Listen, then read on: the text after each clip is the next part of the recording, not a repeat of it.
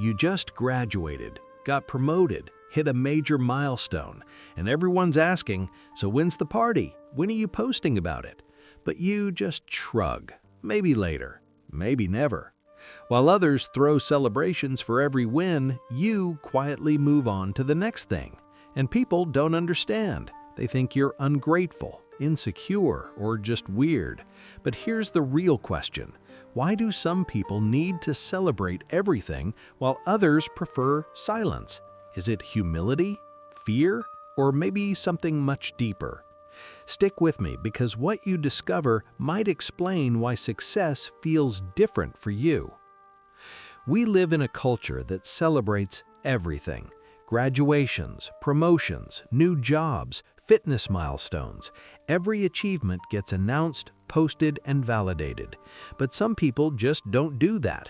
They reach the goal and immediately look ahead. No party, no post, no celebration. And before you assume they're just humble or modest, understand this: their silence isn't about being low-key, it's psychological. Let me break down the 4 types of people who don't celebrate achievements and what's actually happening in their mind. Type 1. The silent achiever. For these people, celebrating feels dangerous, not physically, emotionally. They've learned that when you share your wins, people change. Some get jealous, some get competitive, some suddenly see you differently, and that attention feels uncomfortable. Psychologists call this visibility anxiety. They'd rather stay under the radar than deal with judgment, comparison, or expectation. It's not that they're not proud, they are, but pride feels safer when it's private. Because the moment you announce success, people start watching, waiting for you to fail, waiting to see if you deserve it. And that pressure, it kills the joy.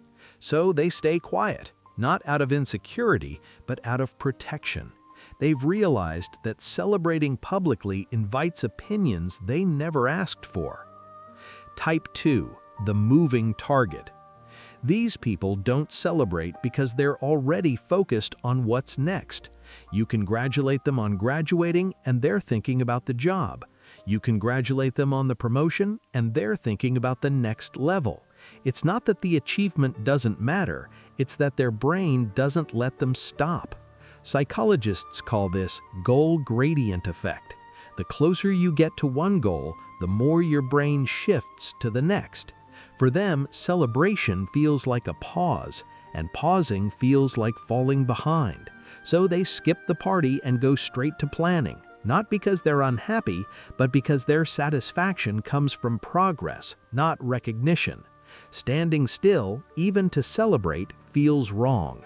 They're not running from success, they're running toward the next version of themselves, and that momentum is more rewarding than any applause. Type 3. The burned believer. This type used to celebrate. They used to share their wins, but something changed. Maybe they celebrated too early and things fell apart. Maybe people they trusted used their success against them.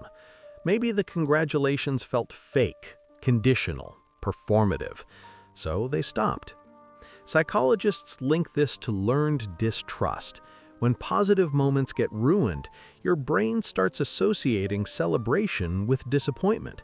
It's not bitterness, it's pattern recognition. They've learned that the higher you celebrate, the harder the fall feels. So now they keep their wins close, quiet, protected. Not because they don't value them, but because they've been hurt by the aftermath too many times. For them, silence isn't coldness, it's self-preservation. Type 4. The private victor. These people don't celebrate because they don't need external validation. Their worth isn't tied to applause, likes, or congratulations. They measure success internally. Did I grow? Did I push myself? Did I become better? If yes, that's enough. Psychologists call this intrinsic motivation. Their satisfaction comes from within, not from how others react. For them, posting about an achievement doesn't add value, it just invites noise. They don't need people to know they succeeded, they already know. And that knowing is the reward. This isn't arrogance, it's confidence, the kind that doesn't need to be seen to feel real. They've learned something rare, that true success is felt, not announced. So here's what all 4 types have in common. They're not afraid of success. They're selective about how they experience it. The silent achiever is protecting their peace. The moving target is chasing their potential. The burned believer is guarding their joy. The private victor is owning their worth. None of them are wrong. They're just wired differently. And in a world that equates celebration with gratitude, they've learned something powerful. You don't need to announce your value to feel it. But here's the real question.